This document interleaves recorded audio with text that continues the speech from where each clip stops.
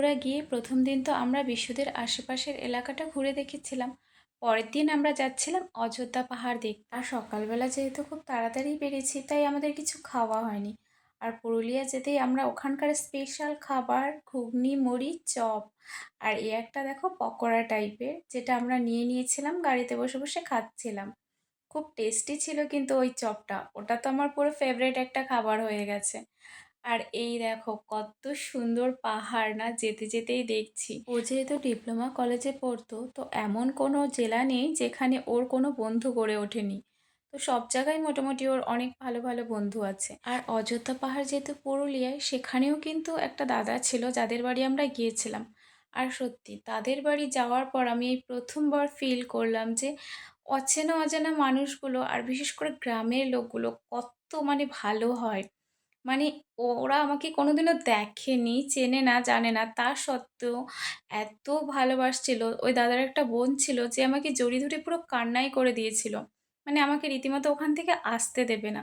এটা দেখে আমি পুরো অবাক হয়ে গেছিলাম। আর এই দেখো কত সুন্দর অযোধ্যা পাহাড়ের ভিউটা না, ভীষণ ভালো লাগছিল। আর বেশি ভালো লাগছিল মেঘলা মেঘলা ওয়েদার ছিল তার জন্য। পাহাড়ের এই দিকটা এসে আমার আরও বেশি মজা হচ্ছিল, কারণ এতদিন পর আমি আমার সব থেকে প্রিয় একটা জায়গায় যেতে চলেছি, যেটা হচ্ছে ঝর্ণা। সমুদ্র পাহাড় সব কিছুই তো ভালো, কিন্তু তার থেকেও আমার বেশি ভালো লাগে কেন জানি না ঝর্ণা দেখতে, ভীষণ ভালো লাগে। আর এই ঝরনাটায় যাওয়ার জন্য আমাদের অনেক পরিশ্রম করতে হয়েছিল, কারণ প্রায় 400-500 সিঁড়ি ভেঙে আমাদের নিচে নামতে হয়েছে পাহাড়ের। তারপরে গিয়ে ফাইনালি এত সুন্দর একটা সৌন্দর্য জায়গা দেখতে পেরেছি। ওই যে বলে না, কষ্ট করলে কেষ্ট মেলে, সেই জিনিসটাই হয়েছিল আমাদের সঙ্গে। এতটা কষ্টের পর যখন এই ঝর্ণাটা দেখেছি, মনটা তখন ভীষণ ভালো হয়ে গেছিল। ঝিরিঝিরি বৃষ্টির মধ্যে ছাতা মাথায় দিয়ে পাথরের উপরে বসে ঝর্ণার জলে পা দোলানোর যে কি মজা, এই মানে তৃপ্তি মানে বলে বোঝানোর মতো কথা না। আর তারপরে ওখান থেকে আমরা চলে এসেছিলাম খাওয়া দাওয়া করে নিয়ে, যাচ্ছিলাম ওই দাদাদের বাড়ি। আর দেখো কত সুন্দর সুন্দর মুখোশ না, এইগুলো কিন্তু সেই ছৌ নাচের মুখোশ।